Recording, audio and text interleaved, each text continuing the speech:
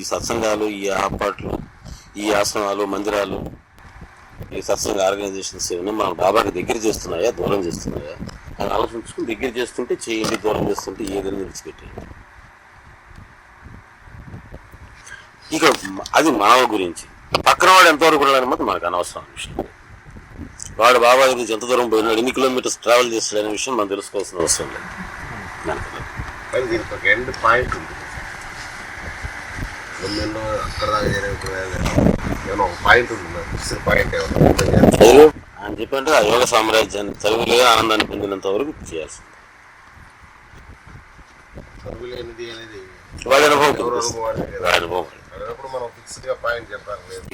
అది మన దృష్టిలో ఫిక్స్డ్ పాయింట్. తరుగులేని ఆనందాన్ని మనం పొందాలి అనేటువంటిది మన గమ్యం. అందుకనే నేను చెప్పి ఎదుటి వాళ్ళ గురించి చెప్పి చేయబాలి.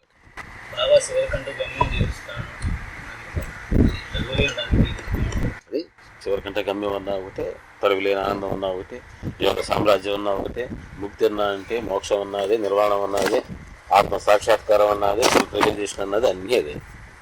కానీ పేర్లు వేరే. సముద్రం ఇవ్వగలడు. అసలు ఆశ్రయించాలంటే వాళ్ళని మా గురుగారి అనుభవాన్ని దగ్గర తీయాలి. అవసరం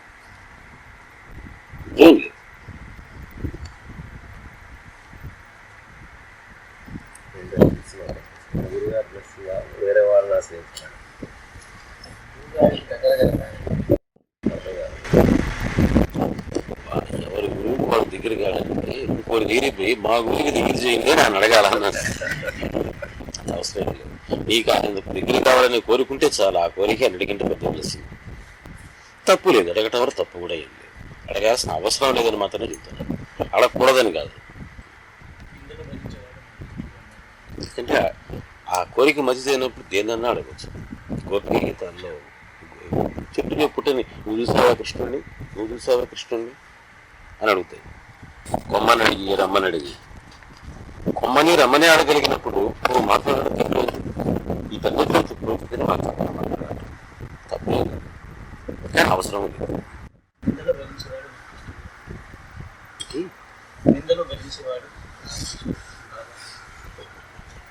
నిందలు భరించేవాడు నాకు ఇష్టం అన్నారు సార్.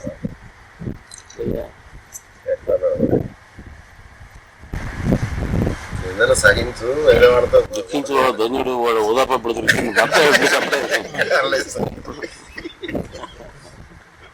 ఎక్కడన్నా ఎక్కడ అనలేదు. అదే కష్టాలు పడి బాధలు వచ్చుకుంటే ఎవరన్నా 4 మాటలంటే సైన్స్ నిందలు భరించమన్నాడా? అట్లా రాశారేమో, ఆ సెకండ్స్ అట్లా రాశారేమో. నేను ఎప్పుడు చదవలేదు అట్లా.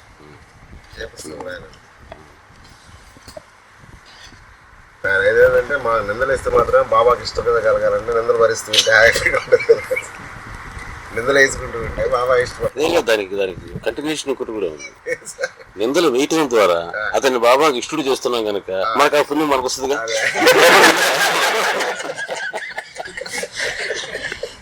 అది సత్సంగం, అది తెలివే. నాకు నీకంటే ఎవరిలో సేవ లక్షణాలంట, నీ మీద నేను వదిలేశాను, దానివల్ల నువ్వు బాబాకి అధ్యక్షుడు. ఇంకా బాబా మాటలు వేరే రకంగా చెప్పాలంటే ఆయన చెప్పలేదు కానీ, మాటల్లో చెప్పలేదు కానీ, కొంచెం సరదాగా తమాషగా చెప్పాలంటే నిందలు వేయవారు పందులు. ఆయన ఇచ్చిన ఉదాహరణ దానికి చూస్తే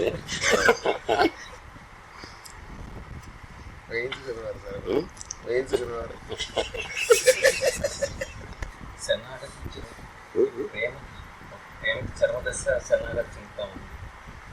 ప్రేమతో నిమిత్తం లేకుండా శరణాగతి చెంది వస్తుంటాం. అంటే మనం బాబాకి శరణాగతి చెందాము అంటే శరణాగతి అంటే అతను ప్రేమించకుండానే శరణాగతి చెందే ఒక స్థితి వస్తుందా, లేదంటే ప్రేమిస్తేనే శరణాగతి చెంది శరణాగతి చెందటం అంటే నాకు సంబంధించినటువంటి అన్ని విషయాలకి బాబా బాధ్యత వహించుంటారు నా వెలుగులో ఉంటున్నాను. బాబాకి శరణాగతి మొదటి ఎందుకు పోతున్నాం అసలు? బాబాకి శరణాగతి ఎందుకు పొందాలా? ఎవ్వడూ అనుకుంటున్నాం కానీ మనం చెప్పేదానికి బాబాకి శరణాగతి పొందుతామని చెప్తాం కానీ ఎవరు బాబాకి శరణాగతి పొందరు. మనకు తెలియకుండా మనకు ఇది ఆనందం అనేటువంటి ఒక స్పృహ ఉంటుంది. ఈ ఆనందాన్ని మనం పొందాలా అనుకుంటాం. మనలో అస్పష్టంగా ఉండేటువంటి ఈ ఆనందం అనేటువంటి ఆ స్ఫూర్తికి మనం ఎప్పుడూ శరణాగతి పొంది ఉంటాం. ఈ ఆనందం ఆయన ద్వారా వస్తుంది అనుకుంటాం కనుక బయటికి ఆయన శరణాగతి పొందుతాను. ఎవరు బాబాకి శరణాగతి పొందరు. నాకు చెప్పినట్టు ఆయన బాధ్యతలంతా ఆయన నెరవేర్చకపోతే పొందుతావా? నెరవేర్చున్నంత వరకు పొందుతావు. కాబట్టి బాధ్యతలు నెరవేర్చుతున్నాడు, నీ బాధ్యత నెరవేర్చుకోవడానికి నువ్వు శరణాగతి పొందుతావు. మన బాధ్యతలు తీరుస్తున్నాడు కనుక మనలో ఉండేటువంటి అస్పష్టంగా ఉండేటువంటి ఆనందాన్ని మనకు కలగజేస్తున్నాడు కనుక ఆయన ఉపయోగిస్తాడు. కొంచెం పచ్చిగానే ఉంటుంది చెప్పిన మాట, కానీ సత్యం ఇది. లేకపోతే ఎవరు మాత్రం ఎందుకు పొందుతారు బాబాకి శరణాగతి? మనలో ఏదో ఒక ఆనందం ఉంది, ఆయన్ని చూస్తుంటే ఆనందం లోపల మేలుకుంటుంది. కొంతమందికి ఏ కోరికలు అడగక్కర్లా, ఆయన మనకు బాధ్యతలు తీర్చనక్కర్లా, కానీ ఆయన యొక్క రూపం, ఆయన యొక్క ఛాస మనలో ఆనందాన్ని పురుగొలుపుతుంది. ఆనందాన్ని పురుగొలుపుతుంది కనుక ఈ ఆనందానికి బాహ్యమైనటువంటి రూపం కనుక ఆయన శరణాగతి. నిజానికి మనం పొద్దు దేనికి అంటే మనలో ఉండేటువంటి ఆనందానుభూతికి. ఈ ఆనందానుభూతికి ఆయన ప్రతిరూపం కనుక ఆయన ఆనంద స్వరూపం. నన్ను ఆనంద స్వరూపంగా ధ్యానించి ఆయన ఇండైరెక్ట్గా ఆయన చెప్పాడు. మళ్ళీ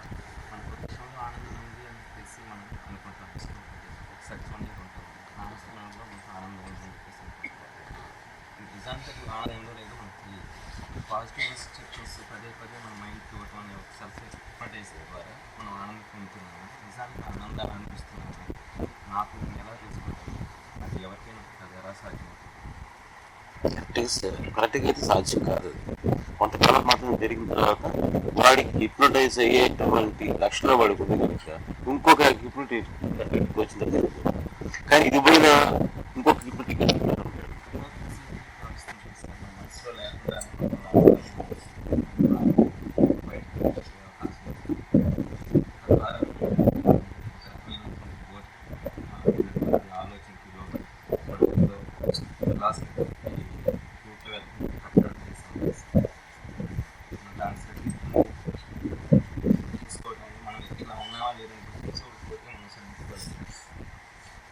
ఊటకం వేరే, సెల్ఫ్ హిప్నోటిక్ ఎఫెక్ట్ వేరే, రెండు తేడాలు ఉన్నాయి. ఊటకంలో ఏమవుతుందంటే వాడికి తెలుసు వాడు ఊటకం చేస్తున్నాడు. హిప్నోటిక్ ఎఫెక్ట్ వాడికి తెలియదు. పోకుండా మత్తులో తీసుకుని నిద్రపోయిన వాళ్ళు లాంటిది, దొంగ నిద్రపోవడం లాంటిదేమో హిపోక్రసీ. దొంగ నిద్రపోయేవాడు లేకపోతే గట్టి వెళ్ళిపోతుంది. నిద్రపోయేవాడు లేకపోవచ్చు, దొంగ నిద్రపోయేవాడు లేకపోవచ్చు, లేపగలవా ఎవరైనా? అది వాడు తెలుసుకోవాల్సింది. నాకు నామం చేద్దాం హృదయ చెప్పారు, నామం చేస్తుంటే ఆనందంగా ఉంటుంది. నిజంగా మన నామం చేస్తున్నారని చూడు, మనం చేస్తున్నావా లేదా మనకు మనం చూసుకోండి. చెప్తున్నాం బయట నామం చేయండి అని చెప్తున్నాం. అందరూ నామం చేయండి, సత్యనారాయణ సాయినాథ్ మహారాజ్కి చేయనేది, అందరూ సాయిబాబా సాయిబాబా బయటికి పోయేదని అడుగుతారు. టీపకులు పుస్తకాలు చెప్తున్నాం అనుకున్నాం. మనం నామంలో ఆనందం వస్తుంది అని మనం బిలీవ్ చేయలేదని అర్థం. నిజంగా నామం పట్ల విన్నాడు వాడు కొంచెం ముందు వాడు కూర్చుంటాడు. ఆనందం పొందుతుంటే ఈ ఆనందం పొందుతూ బయట ఎట్లా మన బిహేవియర్ ఉంది, ఇంకా వేరే వాటిలో ఆనందాన్ని మనం వెతుక్కుంటున్నామా అని దాన్ని బట్టి తెలుసు. మన మనసు దేని ఎట్లా పోతుంది, అది ఎవరికి వాడు తరచి చూసుకోవడానికి ఇష్టపడకుండా నేను ఒక భ్రమలో ఉంటాను అనుకునేవాడిని మనం ఏం చేయలేము.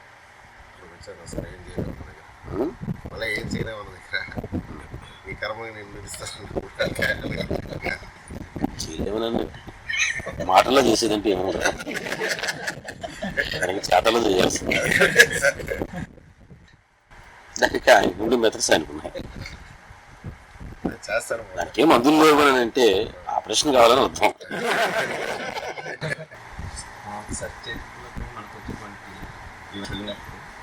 రచయిత ప్రభావం లేదు, జ్ఞానేశ్వరుడి భగవద్గీత అది అక్కడ ఒక నాయకుడి చేత, బాబా చేత చెప్పించుకునేది రచయిత చేసే అవకాశం ఉంటుంది. మనం అలా కాకుండా వాస్తవంగా బాబా చెప్పారా లేదని తెలుసుకోవడం అనేది కొంచెం కష్టతరంగానే ఉంటుంది. మనం అన్నీ బాబా చెప్పారని మన మనసు సమాధానం మనం పడే పరిస్థితి మనకు. అలాంటప్పుడు మనకి మనం చదివే దాని మీద కాసేపు ఒక రకమైనటువంటి ఒక జిజ్ఞాస మనకి కరెక్ట్గా కాదు. అలా కాకుండా ఉండడానికి ఏదైనా బాబా చరిత్రని ఒక చదువుకునే క్రమం ఏదైనా ఉంటుంది. అంటే మనకి ఇది రచయిత ఒక బాబా ద్వారా చెప్పిన మాట కాదు అని తెలుస్తుంది. చేసే అవకాశం ఏది? అవకాశం ఏం లేదు. అంటే ఇప్పుడు వాళ్ళు రికార్డ్ చేసింది అది ఒక్క తెలుసుకునేదని ఒకటే పద్ధతి. జనరల్గా బాబా యొక్క తత్వం ఏమిటి, జనరల్ లైన్ ఆఫ్ ఆయన టీచింగ్ ఏమిటి, ఆయన సరళ ఏమిటి, అది చూసుకొని ఇంకేదన్నా ఒక మాట ఆ చెప్పిన దానికి అనుగుణంగా ఉండేది అని చూసుకోవాలి. ఎవరో ఒక రాశారనుకో, ఒకసారి ఇమీడియట్గా ఒక కేటలాగ్ కారు వచ్చింది, ఆ కారులో అయితే కోపరగాం పోయి బాబా వచ్చారు అని రాశాడు అనుకో, అది తప్పు అని నాకు అర్థమవుతుంది. మొన్న ఎవరితోనో సార్ చెప్పారు షిల్డీకి ఎవరు బాబాకండి, అసలు బాబా ఏం లేదు అంత అవుతుంది అని చెప్పి గురువుగారు అన్నారని చెప్పి ఎవరని చెప్పారు అనుకోండి, నమ్ముతారా? అట్లా జనరల్గా మనం ఏం చెప్తామో దానికి అనుగుణంగా ఉండే లేదా అని చూసుకొని, అనుగుణంగా ఉంటే చూసుకుంటుంది, అంతకని చేయగలిగింది. అనుగుణంగా లేనటువంటి వాటికి ఇది జనరల్ ప్రిన్సిపల్కి విరుద్ధంగా ఉన్నది కనుక ఇది బాబా చెప్పడానికి అవకాశం లేదు. అది ఎవరికి వాళ్ళు విచక్షణ చేస్తుంది. సాయభక్తి సాధనలో నా వైపు నువ్వు చూస్తే నీ వైపు నేను చూస్తాను అనే దాని గురించి నువ్వు రాసిన చూస్తావా, అది ఆ పద్ధతిలో ఆలోచించుకో. ఆయన ఇట్లా అని ఉండవచ్చు, అది ఆయనకి ఇట్లా గుర్తుండి ఇలా రాస్తాడు. ఎందుకంటే ఇలా అనేదానికి అవకాశం లేదు. ఎందుకంటే బాబా వేరే సందర్భాల్లో ఇలా అన్నాడు, అలా అన్నాడు, ఇలా అన్నాడు, ఇలా అన్నాడు. వీటన్నిటి దృష్ట్యా చూస్తే ఇలా అయ్యేదానికి అవకాశం లేదు. అవకాశం ఉంటే ఎలా అని ఉండవచ్చు, ఇలా అని ఉండవచ్చు. కాబట్టి బాబా అన్నది ఇలా అలా డైరెక్ట్గా సాయిబాబా ఇచ్చిన ఆయన స్వభావానికి విరుద్ధం. అది ఎట్ట ఎవరికి వాళ్ళు చూసుకోవచ్చు. మసీదులో బస్తాల కొద్ది ఊరి కొద్ది అందరూ నమ్ముని వస్తారు, కానీ కొంతమంది వస్తుంటారు. ఇది అంటే అనుగ్రహం అని ఆనందం అవ్వడం. అనుగ్రహం బస్తాల కొద్దీ ఉంది, వచ్చి తీసుకుపోండి అంటారు. ఊది అంటే అనుగ్రహం అన్నది, ఆయన యొక్క గ్రేస్, ఆయన యొక్క శక్తి, ఆనందం. క్షేత్రాలను దర్శించినప్పుడు ఇక్కడ ఉన్న దేవతా రూపాలలో బాబాను చూసుకోవాలా, లేదు బాబా అనుగ్రహ సాగతమైన అక్కడ వేడుకోవాలా, ఎట్లా చేయాలి? బాబాని చూసుకోవాలి. బాబాని తుకారాం, జ్ఞానేశ్వరు, నామదేవుడు అందరూ కూడా యాత్రలు చేస్తారు మొత్తం. కానీ ఎక్కడికి పోయినా కూడా అన్నమయ్య, వీళ్ళు ఎక్కడికి పోయినా కూడా ఏ దేవతా రూపాన్ని చూసినా సరే వాళ్ళు మాత్రం వాళ్ళ ప్రార్థన చేసింది చూసింది మాత్రం వాళ్ళ ఇష్ట దైవాన్ని. వాళ్ళు విఠలనే చూశారు, ఈయన వెంకటేశ్వరుని చూశారు. మనం ఎక్కడికి పోయినా కూడా బాబానే చూడాలి.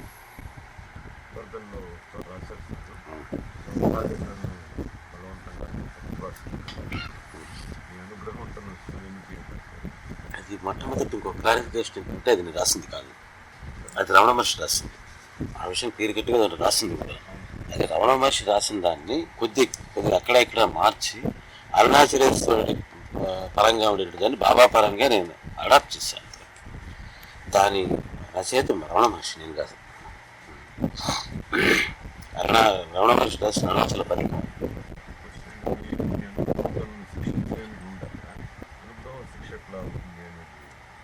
చమత్కారం, పొయిట్రీ అది. అరుణాచల పరిక్రమ పొయిట్రీ అంటే అహంకారిక భాష. ఈ అహంకారాన్ని తీసేసి, అహంకారాన్ని తీసేటంటే చావనండి అది. నాకు ఈ అహంకారాన్ని తీసేసేటువంటి మరణ శిక్ష ఇచ్చు. అది ఎట్టా, అది ఆయన అనుగ్రహం. అది నీ అనుగ్రహ పాశంతో బంధించి దేంతో ఉరియమంటున్నాడు, అహంకారాన్ని అనుగ్రహం అనే ఉరితో ఉరియమంటున్నాడు. అది ఒక చమత్కారంగా చెప్పాడు.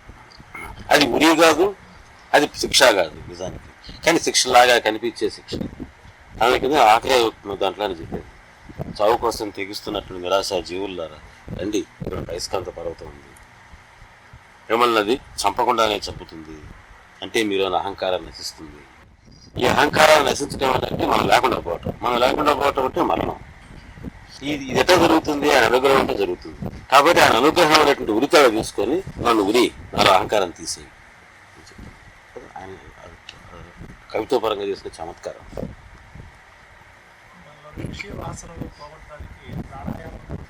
మనలో విషయవాసనలో పోవడానికి రకరకాల శాస్త్రాల్లో రకరకాలైనటువంటి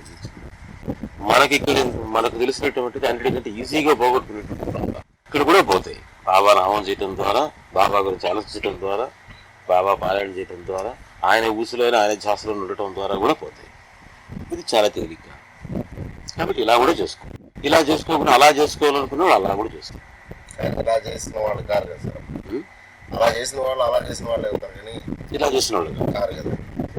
వాళ్ళు అదే బాగుంది అనుకుంటే అది అంటే ఇలా ఉంటున్నాం అనుకుంటూ అలా చేయడం కరెక్ట్. ఇలా ఉండడు, ఇలా ఉండేవాడు అసలు ఎందుకు చేస్తాడు? ఇప్పుడు ఇలా ఉంటున్నాను అనుకుంటూ అనుకోవటం అలా చేశారు అనుకోండి. బాబా ఉన్నాడు నాకు చేయడానికి ఆయనే అన్నాడు, నీకు శాస్త్రాలతోనూ అసలు యోగాలతో నీకు పని లేదురా. ఆయన యోగాలతోనూ శాస్త్రాలతోనూ పని లేదని బాబా చెప్తుంటాడు. నీకు ఏమి లేకుండా, ఆ కష్టం ఏమి లేకుండా నేను ఇస్తాను నీకు అనుగ్రహాన్ని నేను చెప్తున్నప్పుడు మనం అవన్నీ చేస్తామంటే మనకి ఈ మాట నమ్మలేదన్న బాబా చెప్పినాడు. మన బాబా ఉంటే నీకు అవసరం లేదు. అట్లా కాదు, నాకు దాంట్లో ఈజీగా ఉంది ప్రాణాయామం అనుకుంటే చెయ్యి, మంచిదే, దాంట్లో కూడా పోతుంది, ఇవి మంచిదే. మంచిదే కానీ ఇది కాదు, ఇది కాదు, దీనికి సంబంధించింది బాబా మాట వెళ్ళలేదుగా. నేను బాబా మార్గంలో పోయేటప్పుడు బాబా మాటే నాకు వేదం. దాని స్వభావాన్ని గురించి చెప్తున్నారు సార్. మనకు శర్మ గారి స్వభావాన్ని కూడా ఒక్కళ్ళు ఒక రకంగా వ్యూ చేస్తున్నారు సార్. ఆయన స్వభావాన్ని, ఎవరి స్వభావం? బాబా స్వభావాన్ని ఒక్కళ్ళు ఒక రకంగా వ్యూ చేస్తున్నారు. సహజంగానే చేస్తారు. స్వభావం స్వభావం మొనాలిసా స్మైల్ లాంటిది, అదే ఎవరికి ఒక్క రకంగా కనిపిస్తుంది. అనిపిస్తుంది. అప్పుడు దాన్ని ప్రాతిపదిక కరెక్ట్నెస్ ఆఫ్ ద సిచ్యువేషన్ మనం చేయడం ఏ రకంగా చూసినా అది మనను బాబా పట్ల ప్రేమను పుట్టిస్తుంటే ఏం తప్పులేదు. ఇది మన బాబాకి ఇంకా దగ్గర చేస్తుందా లేదా? ఒక్కొక్కరు 100 రకాలుగా వర్ణిస్తారు, 100 రకాలుగా దర్శిస్తారు. నిజానికి ఆయన తత్వం ఏమిటి? ఎవరు ఏ రకంగా దర్శిస్తే ఆ రకంగా కనిపించటం. కానీ ఆ దర్శనంలో అది దర్శనమా కాదా అని మాత్రం చూసుకోవాలి. అది ఆయన దర్శనమా లేకపోతే మన అహంకారం యొక్క దర్శనమా? దానికి నిదర్శనం ఏమిటంటే అది మామాకి బాగా దగ్గర చేస్తుందా లేదా అనేటువంటి.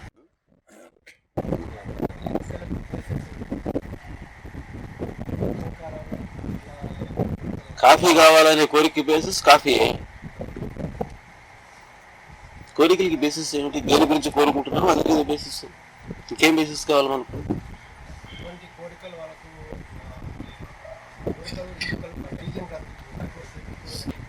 కోరికలు ఎందుకు కలుగుతాయంటే ఇందాక నేను చెప్పాను, ఒక ఆనందం అనేటువంటి మనకు స్మరణ ఉంది, అస్పష్టంగా ఉందని. అది అస్పష్టంగా ఉంది, దేని ద్వారా తీరుతుందో మనకు తెలియదు. మనిషి ఏం చేస్తాడు? దీని ద్వారా తీరుతుందో, దాని ద్వారా తీరుతుందో, దీని ద్వారా తీరుతుందో తపన పడుతుంది.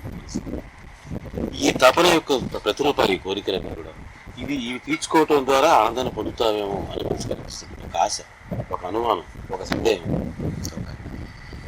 కోరిక, ఒక ప్రయత్నం. దాని ప్రయత్నం చేస్తారా అది పొందదు. ఓహో దీనివల్ల కాదు, దానివల్ల కాదు, దీనివల్ల కాదని తెలుసు. బాబా లాంటి సత్క్రియకు సరిదికి వచ్చినప్పుడు ఇవి ఏమీ తీరకుండా, వీటికి సంబంధం లేకుండా, ఇంతవరకు మనకు అలవాటుగా ఏ రకంగా అయితే ఆనందం వస్తుందో ఈ అలవాట్లకి ఎటువంటి సంబంధం లేకుండా మనకు ఒక ఆనందం కలుగుతుంది. ఎందుకు కలుగుతుందో తెలియదు, ఆయన పట్ల ఎందుకు ప్రేమ కలుగుతుందో తెలియదు. ఇంకా చూడాలనిపిస్తుంది, ఇంకా ఆయన దగ్గరికి పోవాలనిపిస్తుంది, ఆయన గురించి మాట్లాడాలనిపిస్తుంది. ఆయన పట్ల తెలియనటువంటి ఒక ట్రస్ట్ కలుగుతుంది, విశ్వాసం కలుగుతుంది. ఈయనే అనిపించేవాడు. ఏమిటి ఎందుకు తెలుస్తుందో క్రిస్కరిస్తుందో చెప్పలేదు. తెలియనటువంటి ఒక అనుభూతి, ఒక ఆనందం కలుగుతుంది. ఆ ఆనందానుభూతిని మనం ప్రేమ, భక్తి.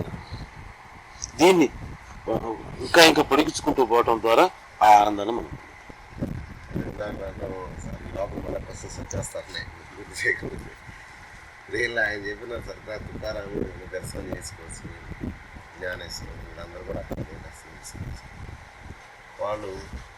వాళ్ళ దైవం పట్ల కానీ ఇతర వాళ్ళ ఆశ్రయించిన పూర్తిగా అవగాహన చేసుకోవాలి, తత్వాన్ని దర్శించగలరు వాళ్ళు ఎక్కడ పోయినా. ఆ వ్యక్తులు ఏ టెంపుల్ పోయినా, ఎక్కడ పోయినా, విజయాత్రలు చేసినా, శంకర్ లాంటి వాళ్ళు ఎవరు చేసిన పుస్తకం పోయినప్పుడల్లా ఆ తత్వాన్ని దర్శించారు కనుక ఎక్కడ పోయినా ఆ తత్వం ఆ తత్వం తెలియదు, ఈ తత్వం తెలియదు.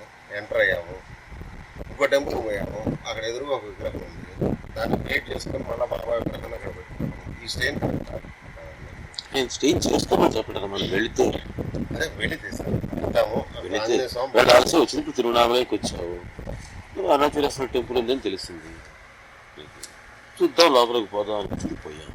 పోయినప్పుడు ఏం చేయాలా అనేది చెప్తాను. అంతే తప్పితే అది పనిగా పెట్టుకొని వాళ్ళు అన్ని తీర్థయాత్రలు చేయాలని కాదు, పోతే మనం చేయాల్సింది. మనం తత్వంగా దర్శించుకోలేము, అక్కడ రూపాన్ని తీసుకోవాలి. ఒకటి ఇటు తత్వం సంగతి మనకు తెలియదు కనుక దాని నష్టం లేదు.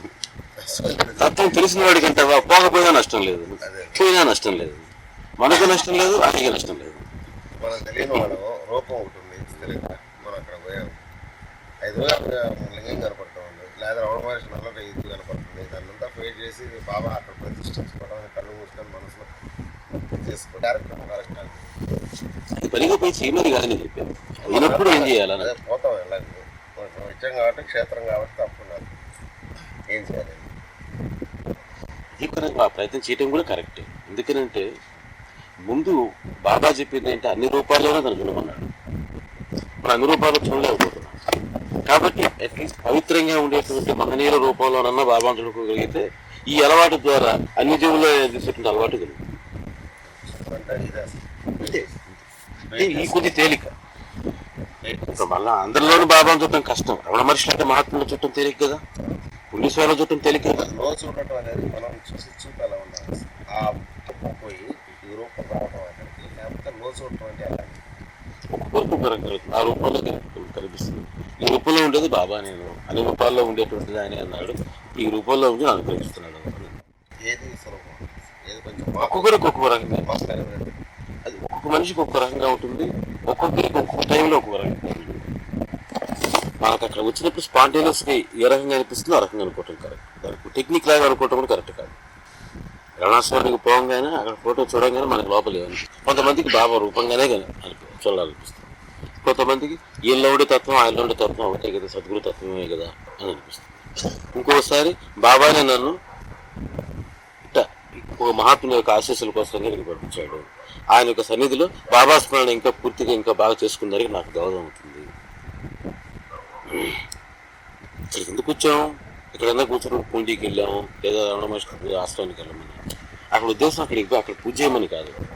అక్కడ వాతావరణం ఎటువంటిది అంటే మన ధ్యానానికి ఉపయోగపడుతుంది. తొందరగా ధ్యానస్థం అవుతుంది మనసు, వాళ్ళ యొక్క సన్నిధి యొక్క ప్రభావం వాళ్ళు. దాన్ని ఉపయోగపెట్టుకొని ఇంకా బాబా గురించిన స్మరణ, బాబా ధ్యానాన్ని మనం ఇంకా ఎక్కువ చేసుకుంటాం. దాన్ని ఉపయోగపెట్టుకోవడానికి వస్తే బాబాని నీకు పంపించాడు అది అనుకోవచ్చు. ఎట్లా అనుకున్నా బాబాకి లింక్ చేసుకుంటే చాలు, రకరకాలుగా అనుకోవచ్చు. మనం ప్రయాణం చేస్తున్నాం, సాయిపదంలో పడవ పోతోంది, గాలి వాటిగా కొట్టినప్పుడు తెరచాపెత్తడం లాంటిది ఇట్లాంటి క్షేత్రాలకు వచ్చినప్పుడు మనం చేసే పని. ఈ తెరచాపలు లాంటివి మన గురువు క్షేత్రాలకు తేలిక. ఎందుకంటే లింక్ పెట్టుకోవాల్సిన అవసరం లే. లింక్ సహజంగా తెలుస్తుంది, లేకపోతే లింకులు పెట్టుకోవాల్సి వస్తుంది. చాలా తేలిక లింకు.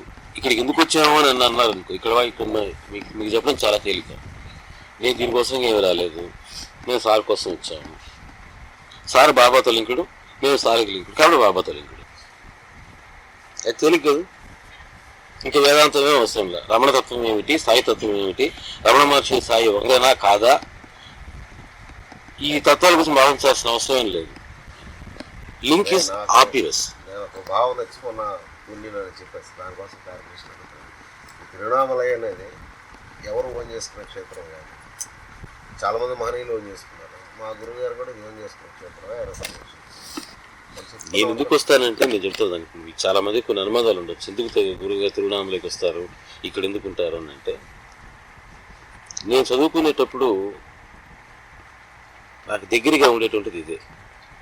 నేను చదువుకున్న నెల్లూరుకి, అందుకని హాలిడేస్ వచ్చినప్పుడు కానీ షిరిడీకి పోయేదానికి ఛార్జీలకు డబ్బులు ఉండేవి కాదు, అంత దూరం ప్రయాణం చేయడానికి. అందుకని దగ్గరగా ఉండేది కనుక ఆ రోజుల్లో వచ్చిపోయాను 16 రూపాయలు ఉంటే చాలు. అందుకని ఇక్కడికి వచ్చి ఎక్కువ ఉన్నాను నేను. ఆ రోజుల్లో బాబా స్మరణ చేసుకుంటూనే ఉన్నా.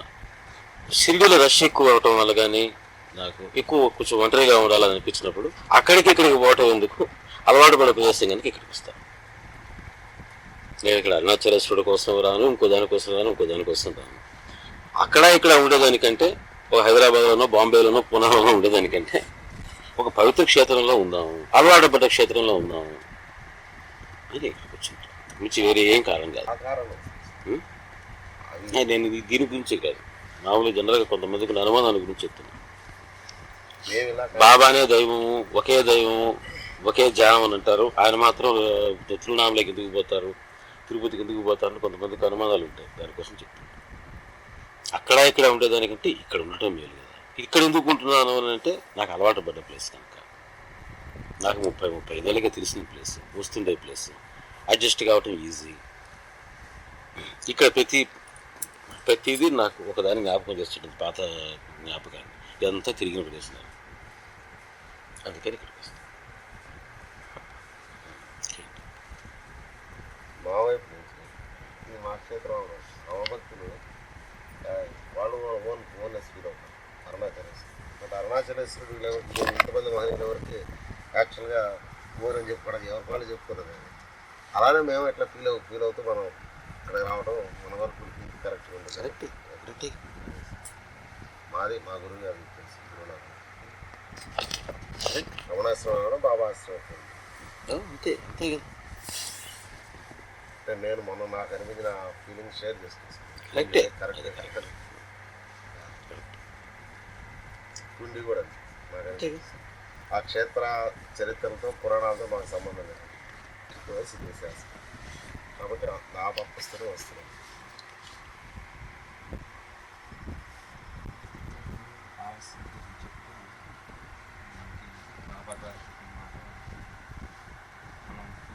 ఎన్నో మార్గాలు ఉన్నాయి. ఇక్కడి నుంచి కూడా ఒక మార్గం ఉంది. అయితే కొంచెం కష్టతరం అన్నట్టుగా చెప్పినట్టుగా ఉంది. కష్టతరం ఎలా అవుతుంది? అది ఏ పాయింట్లో ఏ ఆస్పెక్ట్లో అది కష్టతరం అవుతుంది? సులభతరంగా ఉండే మార్గాలు వేరే ఉన్నాయని చెప్పేసి ఒక రాంగ్ మోషన్ వచ్చే అవకాశం. అన్నది ఏంటంటే అంతకుముందు విచారసాగరం అనేటువంటి ఒక అప్ప అనేటువంటి ఆయన చెప్పాడు. రెండింటి నువ్వు కన్ఫ్యూజ్ చేస్తున్నావు. ఈ క్లిష్టతరం అనేటువంటిది ఒక ఆయన అప్ప అనేటువంటి గురువు దగ్గరికి వెళ్ళి ఆయన విచారసాగరం అనేటువంటి ఒక వేదాంత గ్రంథం చదువుకోమన్నాడు. అది చదువుకుంటూ ఈ వేదాంత గ్రంథం చదువుకుంటే బ్రహ్మాండమైనటువంటి సాధనలో ఉన్నానని అనుకుంటున్నాడు. అతను పెద్ద సాధన చేసేస్తున్నానని. ఆ తర్వాత అతను ట్రాన్స్ఫర్ అయింది.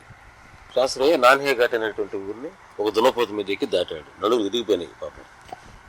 బాబా దగ్గరికి వచ్చినప్పుడు బాబా అన్నాడు, అదే నీకు అప్ప అనేటువంటి గురువు చెప్పినట్టుగా అంత తేలిక కాదు ఇది నాన్హే ఘాట్ని దున్నపోతు మీద దాటడం కంటే కష్టం.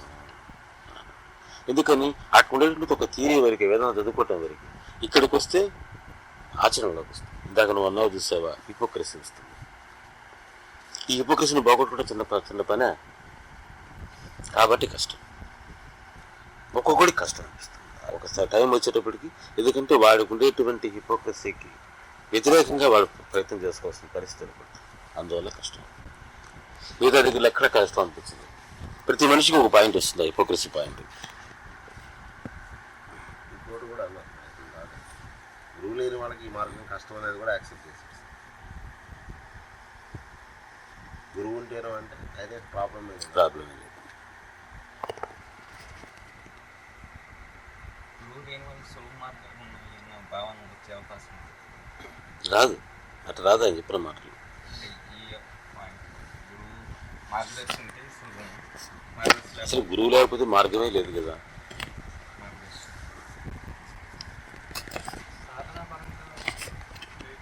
ఎందుకంటే ఒకరితో సంబంధం లేదు, నాకెవరు మార్గదర్శనం అవసరం లేదు, నాకే నేను మార్గం విడిచిపెట్టుకుపోతున్నాను అనుకునేటప్పుడే కష్టానికి సిద్ధపడిపోయినాడు. ఇది సులభమైనట్టు అంటాడు వాడే అండు. ఇంకేంటి సాధనలో మనకు విషయవాదం ఉధృతంగా ఒక్కొక్కసారి ఉధృతంగా ఉంటాయి. అటువంటిప్పుడు ఏం చేయాలి? ఇక విషయ వాసనలు అనేటువంటి పదాలు ఎందుకు? కోరికలు, ఇష్టాలు అని అనుకోండి. పెద్ద వాసనలు ఏమిటిదని ఎందుకు ఆ పదాలంతా ఎందుకు? మాకు దాని మీద ఇష్టము, కోరిక, రెండు పదాలు వాడండి చక్కగా. అటువంటిప్పుడు ఏం చేయాలి?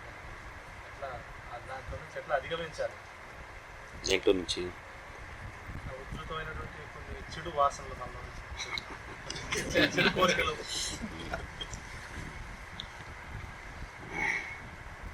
బాబాను ప్రార్థన చేయటం ఆయన సన్నిధిలో ఉండటం. ఆయన సన్నిధిలో ఉండేటప్పుడు ఆయన సన్నిధి యొక్క ప్రభావం వల్ల ఉతుకు తగ్గిపోతుంది. అవకాశం వస్తే షిరిడీకి వెళ్ళటం, బాబా దగ్గర ఉండటం, కాస్త ప్రదక్షిణ చేసుకోవటం, ద్వారకామేలో కూర్చోటం చేసి అంతకుమించి ఏం చేయలేము. గురువు గోవిందుడు ఎదురైతే కబీరు శిక్ష. గురువు గోవిందుడు అయితే గురువుకే ముందట నమస్కారం చేసుకుంటాను చెప్తారు. మీరే మమ్మల్ని ఎంతసేపు బాబా వైపు చూడమంటారు లేదంటే అది ఎట్లా? ఆయనకి గురువు గోవిందుడు ఎదురైనప్పుడు సంగతి మనకు గురువు ఎదురుగాల గోవిందుడు ఎదురుగాల. కాబట్టి గోవిందుడు ఎదురుకుంటాడు. మన కబీర్తో మనకి ఏంటంటే పోలిక.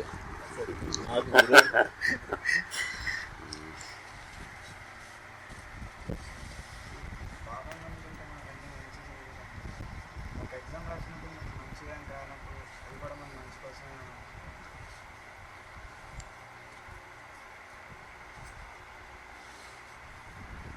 మంచి ర్యాంక్ రాకపోతే మంచిది ఎట్లా అవుతుంది?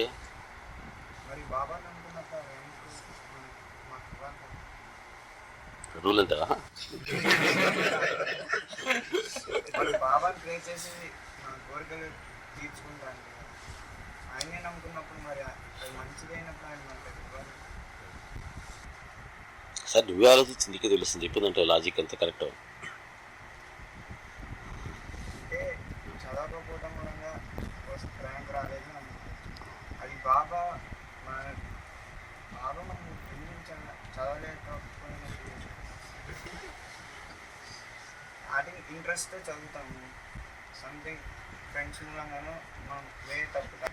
బాబా మనం రైట్ వేలో ఉంచుతారు అని అన్నారు. అలాంటప్పుడు మనం అలా ఎందుకు వేరే వాళ్ళకి ఇది వేరే ఎందుకు వెళ్ళిపోయినా ఉంటావా? నువ్వే చెప్పారు ఎందుకు వెళ్ళిపోయినావా అంటే అది మా తప్పు. బాబాకి దూరంగా ఉండడం మూలంగాన బాబాకి ఎప్పుడు నామం చేయడం బాబా తప్పేంది. అదే ఆ తప్పును మనం సెట్ చేసుకోవాలని అంటే మనం బాబాకి ప్రతిరోజు నామం చేస్తే ఇంకా వేలో కాకుండా రైట్ వేలోనే వెళ్తాము. ఇది ఎలా రైట్ వేలో మళ్ళీ మనం బ్యాక్ రావాలంటే బాబాని ప్రతిరోజు స్మరిస్తే ఇంకా రాంగ్ వేలో వెళ్ళాలి. నీ ఉద్దేశం ప్రకారంగా ఒకటే ఉంది, రైట్ వే కాదు రాంగ్ వే కాదు. నీకు రైట్ వే రాంగ్ వే ఏంటి? ర్యాంక్ వస్తే రైట్ వే, ర్యాంక్ రాకపోతే రాంగ్ వే, అంతే కదా. ర్యాంక్ రావడానికి కోసంగా బాబా తిరిగిపోయావు, పక్కా బిజినెస్. ర్యాంక్ వచ్చింది పట్టుకొని తర్వాత కంటిన్యూ చేయి, ర్యాంక్ రాలేదు వదిలిపెట్టి, అంతే సింపుల్. మనం ర్యాంక్ రావడానికి కోసంగా బాబా దగ్గరికి పోయాము. నేను చదివినా చదవకపోయినా, నేను అడ్డాలు తిరిగినా నాకు ర్యాంక్ రావాలి. నేను బాగా చదివితే ర్యాంక్ వచ్చింది అనుకో, నువ్వు చేసేది ఏంటంటే అక్కడ నీ వల్లే రాలేదు. నేను చదువుకున్నాను నాకు వచ్చింది. నేను చదివి అడవలేను కనుకనే నేను అడుగుతున్నాను అని అడుగుతున్నాను. నేను తెలివి తక్కువ అండి, నాకు అంత వదిలేదు, ర్యాంక్ వచ్చేంత శక్తి సామర్థ్యాలు నాకు లేవు, నేను అసమర్థుడిని. నీకు ఏదన్నా ఉంటే నాకేం ర్యాంక్ ఇచ్చిపెట్టు, కొంచెం లూప్ లైన్లో ఇచ్చిపెట్టు అని అడుగుతున్నాను. అన్నీ ఇచ్చాడు, నీతో షేరిక్ అయ్యాడు కనుక వెరీ గుడ్, కంటిన్యూగా. లేదంటే విడిచేసాడు. విడవలేదని అంటావా? ఎందుకు విడవు మరి?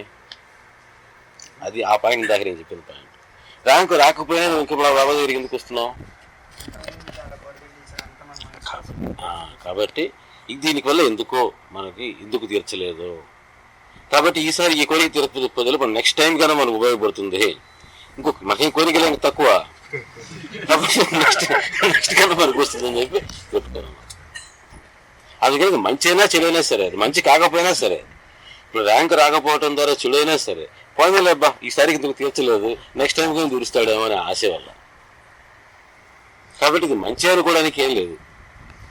తీర్చలా అని ఇష్టం లేదు, తీర్చలా. నీ దగ్గర సరిగ్గా చదివించుకొని సరిగ్గా చదివి ఆడవరా అన్నాడు. చదవకపోతే నేను నీకు అడ్డదోవడా నీకు మార్కులు లేను అన్నాడు. చదువు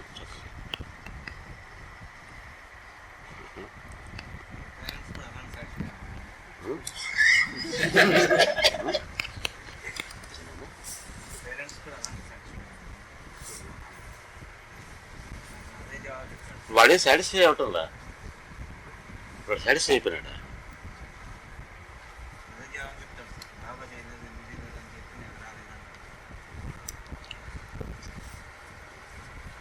మైండ్ మాత్రం అందరూ క్లారిటీ కావాలి కదా సార్. లేకపోతే ఏమవుతుందంటే పని కాని వాళ్ళందరికీ ఎవరో నారాటువంటి ఒకటి తీసుకొని వస్తాడు అంటారు. నాకేమో ఇంత జరుగుతుంది ఎందుకు కాలేదు అంటే మేము లాజికల్గా అవి ఇవి మొత్తం బేరు చేసేది, ఇందువల్ల ఏంటది పోనీ అని చెప్పేది, వాళ్ళకి భయపడి తెచ్చేదాన్ని. ఈ భాషలకు కొంచెం తెరపడినట్టు క్లారిటీ ఇస్తే, లేకపోతే జనరల్గా ఎక్కువైపోతుంది. అందుకని ఈ భాషలకి దారితీస్తుంది కాబట్టి నేను ఖచ్చితంగా చెప్పాను కారణం. చాలా క్లియర్. ఓకే, మన 10 కోరికలు ఉన్నాయి, ఏవో కోరిక కోరాము, తీరలేదు. తీర్చడం ద్వారా మంచో చెడో మనకొద్దు, దాని భాషలు జరుగుతుంది. నాకు తీరలా, నేను కోరికల కోసమే వచ్చాను, ఇది తీరలేదు. ఇది తీర్చడం అంటే ఈ రకంగా తీర్చడం నాకు ఇష్టం లేదేమో. కాబట్టి ఇంకో 2వ కోరిక కోసం మనం అప్లికేషన్ పెట్టుకుంటాం. అని అనుకుంటే ఇబ్బంది లేదు. తీరలా లేదు, తీర్చడు. నేను 4 అడిగాను 4 తీర్చలేదన్నావా? మొక్కిన వరమీన వెల్పురు గ్రక్కున విడవంగవలే, విడిచిపెట్టే చెల్లిపోయి ఏమి ఇబ్బంది లేదు. ఎన్ని తీర్చకపోయినా సరే అక్కడే పట్టుకొని ఊరడం అని మనం ఎవరు చెప్పరు, ఎవరు విడిచిపెట్టారు. ఎందుకంటే మనకు అన్ని ఉన్నాయి.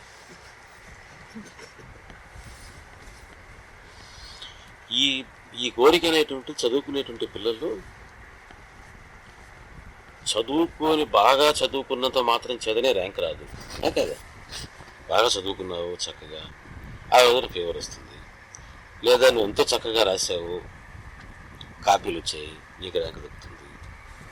లేదు నువ్వు బాగా రాసావు, దిద్దేవాడు సరైన మూడ్లో లేకుండా మార్కులు వేయలేదు, రీవాల్యుయేషన్ పెట్టినా నీకు రాదు.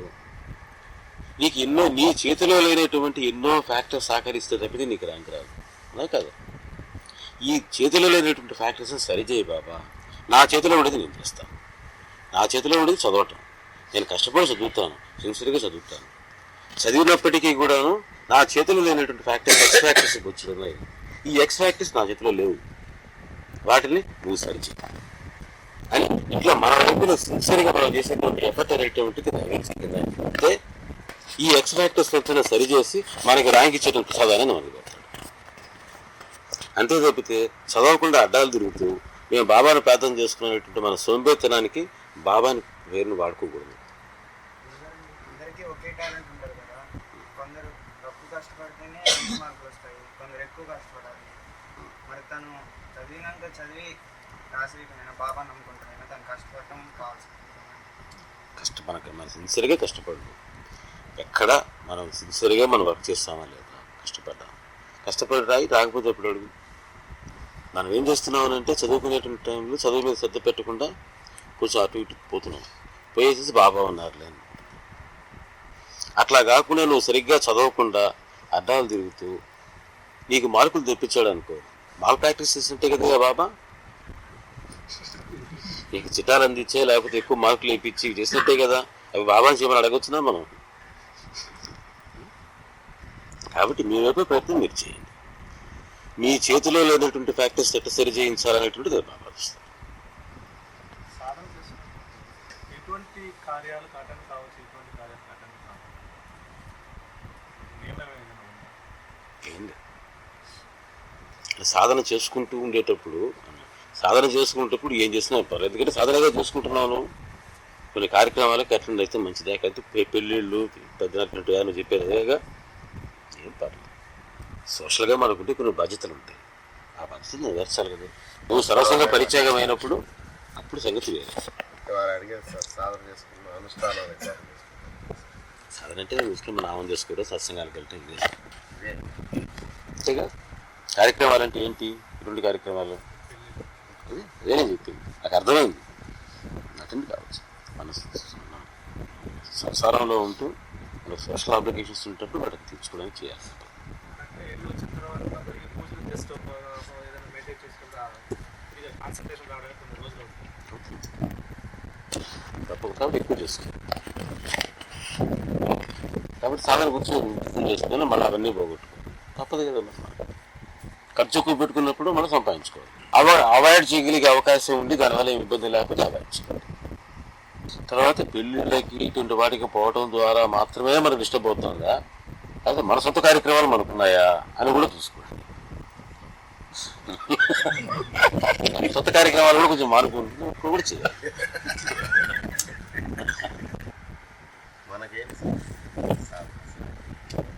సాయి ధ్యాస లేదు ఇక వేరు. సాయి యొక్క ధ్యాస, ఆయన యొక్క గుర్తింపు, ఆయన యొక్క ఎరుక, ఆయన గురించి మాట్లాడుకుంటాం. వాటికి చేసే దానికి దోహదం, సాయి పట్ల మనకునేటువంటి ప్రేమను ఆయన గుర్తు చేసేదానికి ఏమి దోహదం చేస్తే అవంతా సాధన. ఏదైనా సరే బాబాని జ్ఞాపకం చేసేటువంటిది, బాబా పట్ల మనల్ని ప్రేమను పెంచేటువంటిది ఏ పనైనా సాధన. అట్లా పెంచినటువంటివి, బాబాను గుర్తించేటువంటివి ఏదైనా సాధన. గ్రంథమైనా, అంత ఆధ్యాత్మిక ఉపన్యాసమైనా, ఎంత యోగమైనా.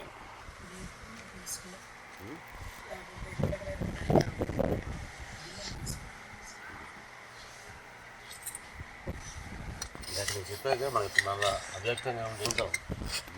ఎక్కడ మళ్ళీ వస్తుంది ఈ రూపాయలు తెలుగులో వచ్చింది అని గుర్తించి ఆ అందాన్ని పొందడానికి మనకు లేకపోతే ఎందుకయ్యా బతుకుతున్నావు అని అంటే ఇంత గురించి వేరే మన దగ్గర మన చేస్తాను అట్లా